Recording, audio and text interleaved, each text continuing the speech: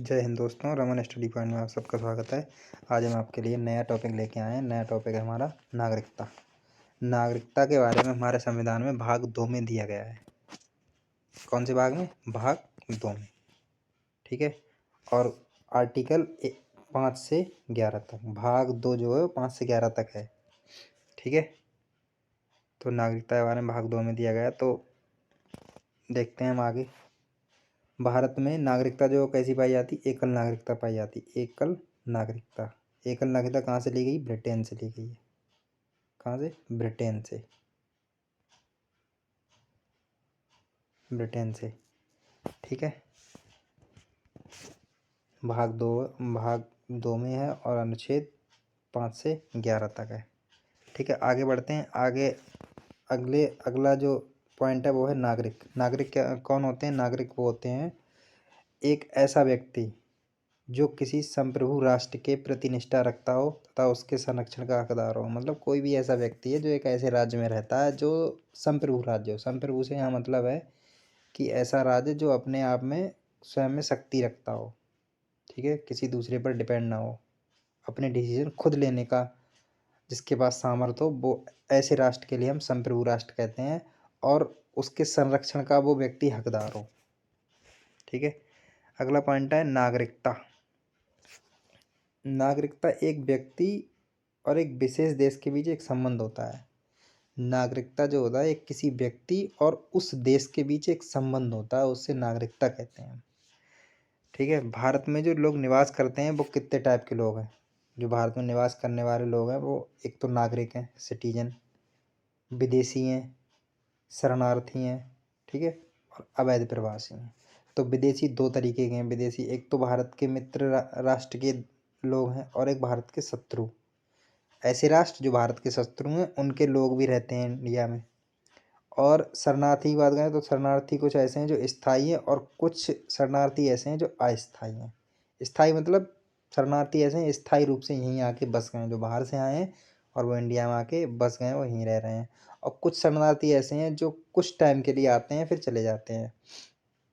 या अब आगे चलते हैं। आर्टिकल 5 में क्या दिया हुआ है? संविधान जब बन के तैयार हुआ था तो उस टाइम संविधान के प्रारंभ में नागरिकता के कौन कौन से आधार थे? तो जब संविधान बन के तैयार हुआ था उस टाइम नागरिकता के आधार जो थे उनमें से पहला आधार है तुम्हारा अधिवास के आधार पर, यानी कि जो व्यक्ति जहाँ रह रहा है या रहने की जिसकी इच्छा है या उसके आवास के हिसाब से उसे नागरिकता मिलेगी। स्थायी आवास के हिसाब से उसे नागरिकता मिलेगी। दूसरा पॉइंट है जिनका जन्म भारत में हुआ हो। तीसरा पॉइंट है जिनके माता पिता में से कोई एक भारत में जन्मा हो या संविधान लागू होने के 5 वर्ष पहले भारत में रहते हैं। ठीक है। ये 4 पॉइंट हैं जो संविधान के प्रारंभ में नागरिकता के आधार थे, जो आर्टिकल 5 में इसके बारे में दिया हुआ है। आपको बस इतना याद रखना कि आर्टिकल 5 में क्या है। तो आर्टिकल 5 में नागरिकता के आधार हैं जो संविधान के प्रारंभ में जो आधार रखे गए थे वो। आर्टिकल 6 में क्या है? आर्टिकल 6 में दिया हुआ है जो लोग पाकिस्तान से भारत आए और वे भारत मतलब ऐसे लोग जो पाकिस्तान से भारत आए हैं वो भारत के नागरिक होंगे, लेकिन शर्त ये होनी चाहिए कि वह स्वयं या उसके माता पिता या दादा दादी में से अविभाजित भारत में जन्मे हों। यानी कि शर्त ये होनी चाहिए कि जब बंटवारा हुआ था उस टाइम पहले तो पूरा देश एक ही था, इंडिया पाकिस्तान एक थे। ठीक है। बंटवारा हुआ तो पाकिस्तान अलग हो गया। पाकिस्तान प्रांत जो था, पहले जो प्रांत था वो पाकिस्तान देश में बदल गया।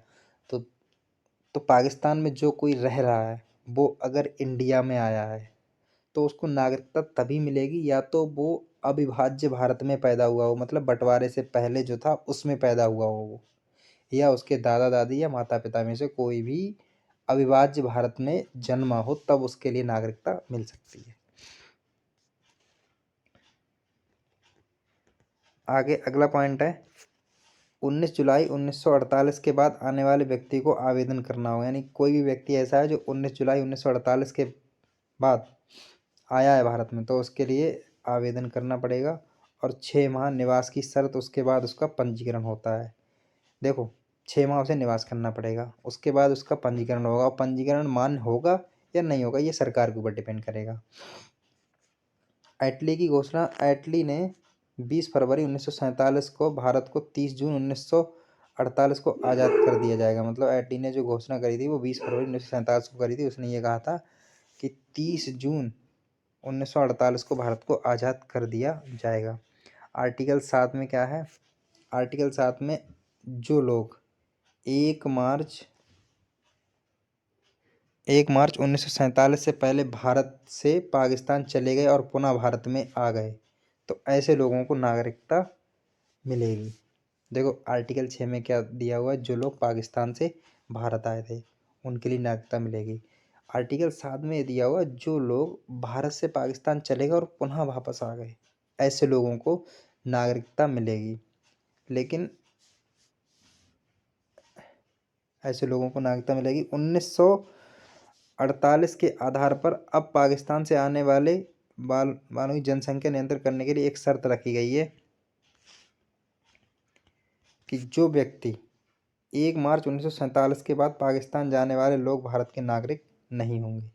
यानी कि 1 मार्च 1947 के बाद अगर कोई व्यक्ति पाकिस्तान गया और फिर से भारत में आ गया तो उसे भारत की नागरिकता नहीं मिलेगी। शर्त यह है कि 1 मार्च 1947 के पहले गया हो पाकिस्तान में और बाद में वापस आया हो तो उसके लिए नागरिकता मिल जाएगी।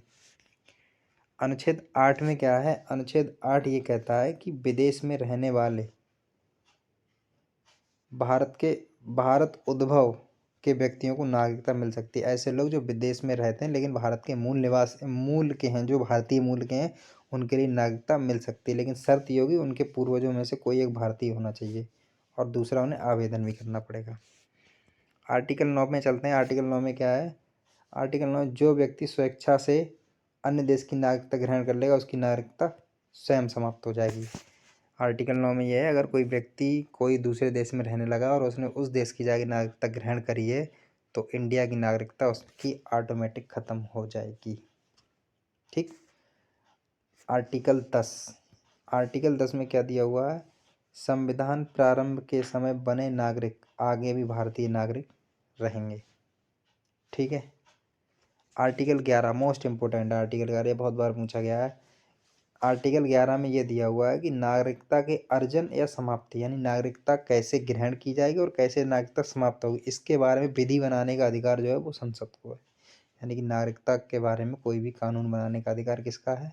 संसद के पास है उसका अधिकार। ठीक है, आगे चलते हैं। 1955। 1955 में नागरिकता अधिनियम आया था। नागरिकता अधिनियम कब आया था? 1955 में, याद रखना। और इसी अधिनियम में अब तक 6 बार संशोधन हो चुका है। पहला संशोधन 1986 में हुआ था, दूसरा 92 में हुआ था, तीसरा 2003 में हुआ था, चौथा 2005 में, पाँचवा 2015 में और छठा 2019 में, जो CAA के रूप में जाना जाता है। 2019 वाला CAA के रूप में जाना जाता है, जिसका फुल फॉर्म है सिटीजनशिप अमेंडमेंट एक्ट। ठीक है, तो CAA में संशोधन कब हुआ था? 2019 में, सॉरी 1900 नहीं। यह है नागरिकता अधिनियम 1955 के अनुसार। इसके अनुसार नागरिकता ग्रहण करने के 5 तरीके और नागरिकता समाप्त होने के 3 तरीके हैं। तो नागरिकता ग्रहण कैसे होती है? और इसमें यह भी लिखा है कि इस संसद के पास विधि बनाने का अधिकार है कि नागरिकता ग्रहण करना और समाप्ति के बारे में विधि बनाने का अधिकार ये संसद के पास है, वो भी आर्टिकल 11 में दिया हुआ है ये।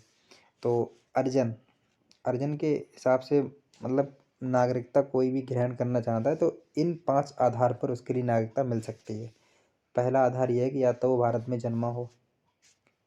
दूसरा आधार यह है वंश क्रम, यानी कि उसके रक्त से संबंधित कोई व्यक्ति भारत का हो या भारत में जन्मा हो तो उसके लिए नागरिकता मिल जाएगी। वो बेशक वो व्यक्ति कहीं भी रह रहा हो, इंडिया के बाहर किसी भी देश में रह रहा हो, अगर उसके मम्मी या पापा में से कोई भी अगर भारत का निवासी है या भारत में पैदा हुआ तो उसके लिए नागरिकता मिल जाएगी। तीसरा पंजीकरण के द्वारा। ठीक है। चौथा देशीकरण के द्वारा। देशीकरण का मतलब ये होता है कोई व्यक्ति भारत में आके रहने लगा है, अब रहते रहते उसने भारत की भाषा भी सीख ली और भारत की संस्कृति को भी अपना लिया और भारत के कल्चर में वो ढल गया धीरे धीरे, तो उसके लिए नागरिकता मिल जाएगी।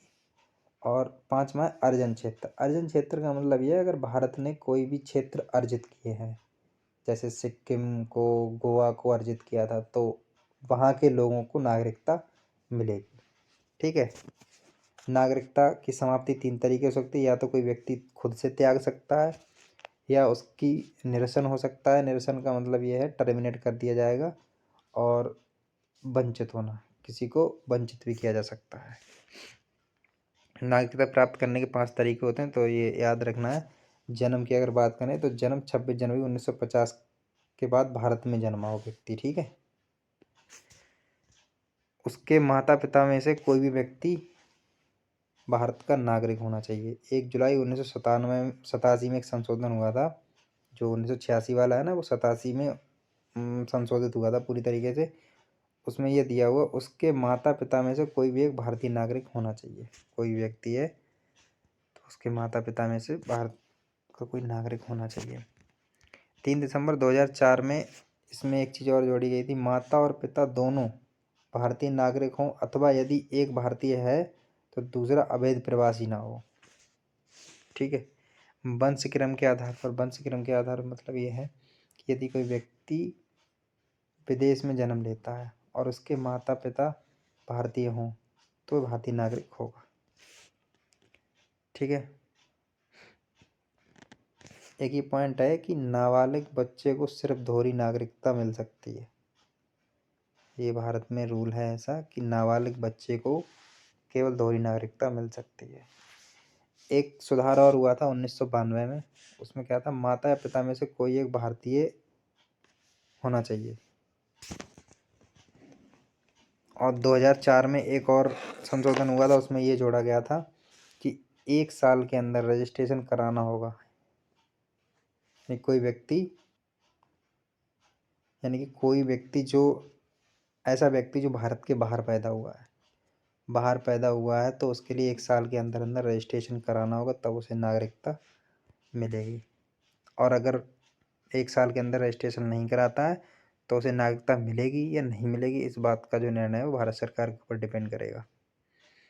पंजीकरण, पंजीकरण मतलब रजिस्ट्रेशन।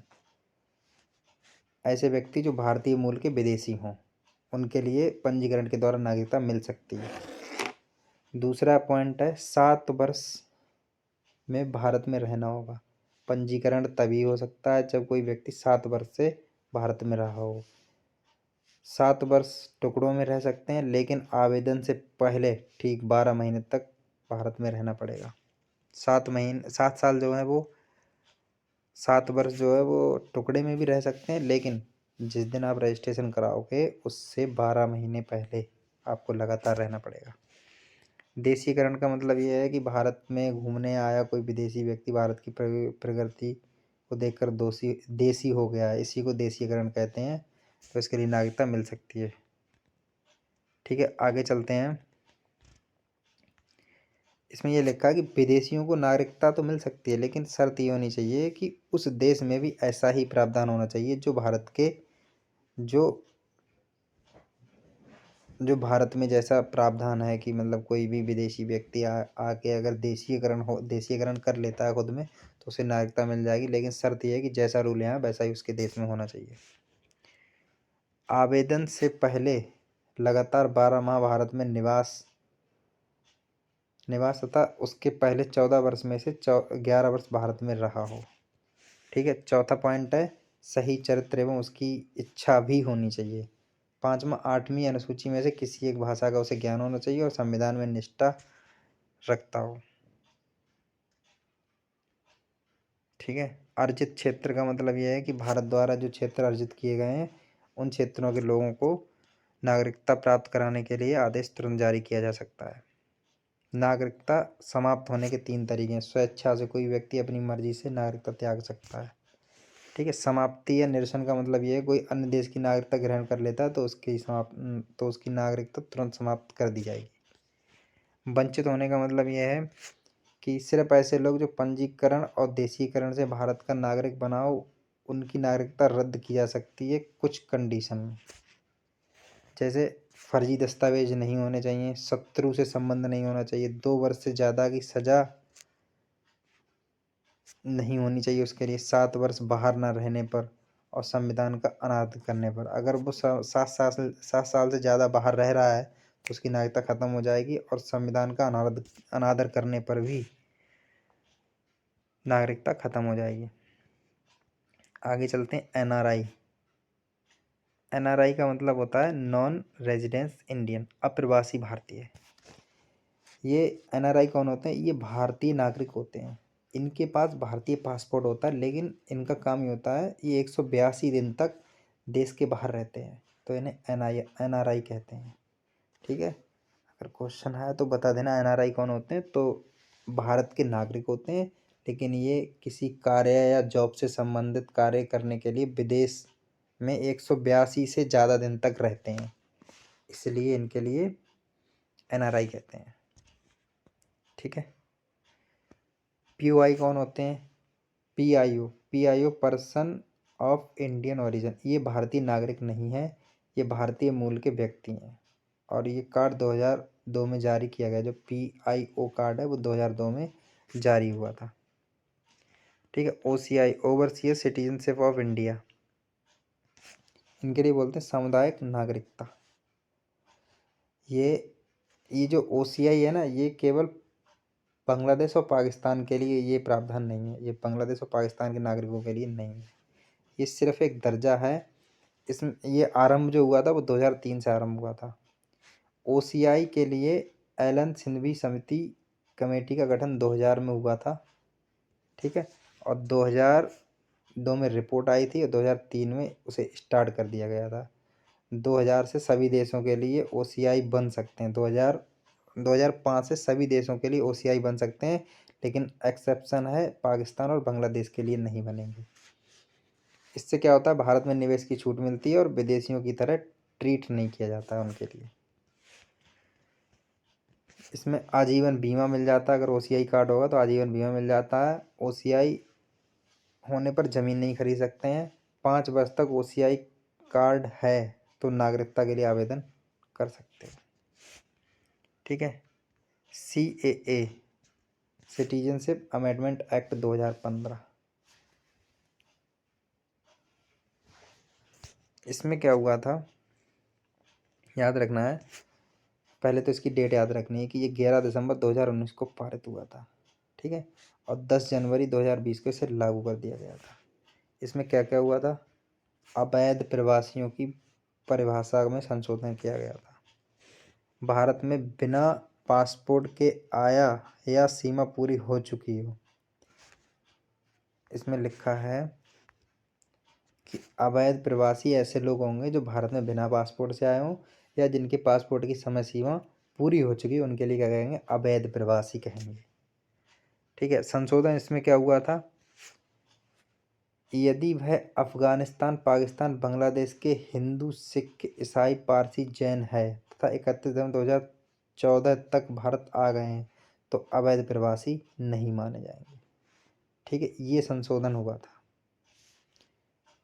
देखो, अवैध प्रवासी की परिभाषा तो ये है कि भारत में बिना पासपोर्ट के कोई व्यक्ति आया है या उसके पासपोर्ट की सीमा समाप्त हो चुकी है फिर भी वह रह रहा है तो उसे अवैध प्रवासी माना जाएगा। लेकिन इन्होंने इसी बात में थोड़ा संशोधन किया था। इन्होंने ये कहा था कि अफगानिस्तान, पाकिस्तान और बांग्लादेश के हिंदू, सिख, ईसाई, पारसी, बौद्ध और जैन, इस धर्म के अगर लोग 31 दिसंबर 2014 तक भारत आ गए थे तो वो अवैध प्रवासी नहीं माने जाएंगे।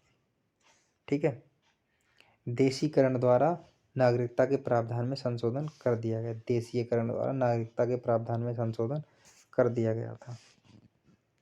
ठीक है,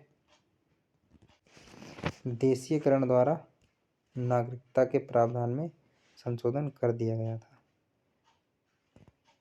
देखो, ये जो ये आया था वो 3 देशों के लिए आया था, अफगानिस्तान, पाकिस्तान और बांग्लादेश, और 6 धर्मों के लिए। 6 धर्म के जो लोग हैं वो अगर इन देशों से इंडिया में 2014 से पहले आ गए हैं तो वो अप्रवासी नहीं माने जाएंगे। ठीक है, आगे चलते हैं। NPR national population register. ठीक है, ये राष्ट्रीय जनसंख्या रजिस्टर है। ये पहली बार 2010 में तैयार किया गया था, अपडेट 2015 में किया गया था। इसमें जो रजिस्टर्ड लोग हैं वे सभी निवासी जो 6 माह से भारत में रह रहे हों या अगले 6 महीने तक रखने की इच्छा रखते हैं, उनके बारे में ये सूची तैयार की गई थी। इसके लिए राष्ट्रीय जनसंख्या रजिस्टर कहते हैं। ठीक है दोस्तों, तो आज के लिए बस इतना ही। अब अगली क्लास में हम मूल अधिकार से संबंधित टॉपिक लेके आएंगे, और संभवतः ऐसा होगा कि मूल अधिकार की 2 वीडियो लानी पड़ेंगी। मूल अधिकार थोड़े बड़े हैं, तो उनके लिए सही करके अच्छे से उनके लिए डिटेल में पढ़ाया जाएगा। ठीक है, जय हिंद। मिलते हैं अगली वीडियो में।